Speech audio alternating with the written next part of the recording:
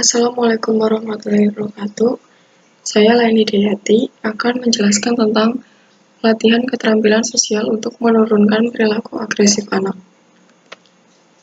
Keterangan yang didapat dari pengasuh menunjukkan bahwa sekitar 10 dari 27 anak atau sekitar 37% menunjukkan perilaku agresif yang tergolong tinggi, dengan indikasi hampir setiap hari mengalami pertengkaran dan kata-kata kotor hampir di setiap situasi.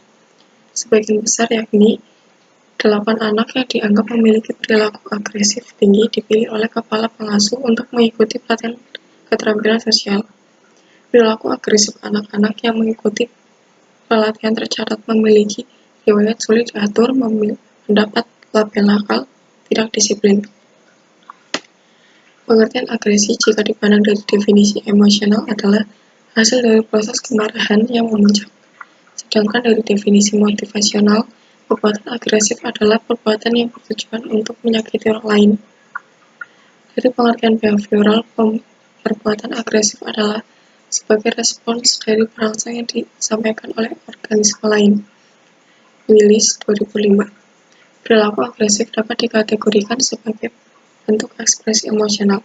Biasanya timbul karena ketidakmampuan individu mengelola emosi dan menyesuaikan diri dengan lingkungannya, yang diwujudkan dalam bentuk perilaku agresif atau penarikan diri.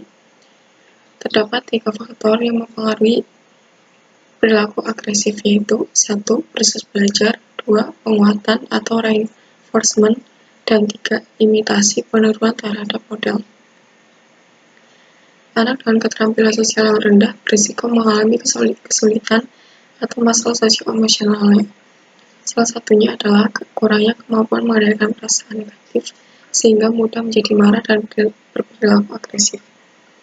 Tujuan dari diberikannya pelatihan keterampilan sosial menurut Cornish dan Fiona 2004 adalah meningkatkan kesadaran diri, membangun kemandirian dan tanggung jawab, mengembangkan keahlian dan mempertahankan hubungan yang efektif. Keterampilan sosial menurut Cornish dan Fiona 2004 meliputi listening and paying attention, merupakan kemampuan yang mendengarkan dengan baik, memahami perbedaan antara pendengar yang baik dan pendengar yang buruk, memulai untuk aktif mendengarkan orang lain, memperhatikan apa yang dikatakan orang lain, dan juga memberikan komentar atau jawaban sebagai bentuk dari pendengar yang baik. 2. Monitoring spoken language atau paying attention to tone of voice and to turn taking, merupakan keterampilan mendengarkan secara aktif dengan memberikan tanggapan yang relevan berupa pertanyaan atau memberi komentar. Mengembangkan komunikasi timbal balik, lebih lanjut dari percakapan. 3. Monitoring body language in ourselves and reading body language and others, yang mencakup menggambarkan bahasa tubuh dan ekspresi wajah yang ditunjukkan oleh orang lain, mulai menghubungkan bahasa tubuh dengan perasaan, memahami mengapa mereka perlu diperhatikan bahasa tubuh mereka sendiri, mulai memantau bahasa tubuh mereka sendiri. 4. Recognizing our and others' strengths, merupakan kemampuan mengidentifikasi dan berbicara tentang kekuatan diri sendiri, serta mengidentifikasi berbagai kekuatan orang lain.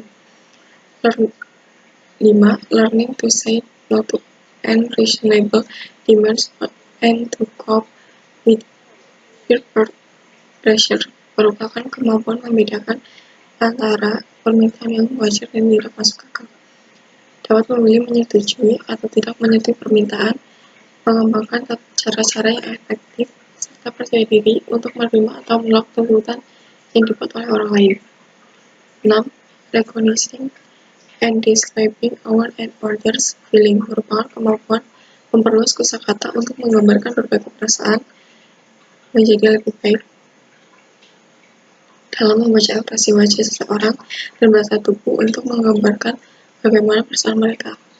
Apakah senang, sedih, khawatir, marah, gembira, bosan, senang. Memahami bahwa kita biasanya mengalami banyak perasaan berbeda setiap hari. 7. Learning to control our feelings, merupakan kemampuan mengenali pikiran dan perasaan mana yang harus disimpan sendiri dan mana yang dapat dibagi kepada orang lain.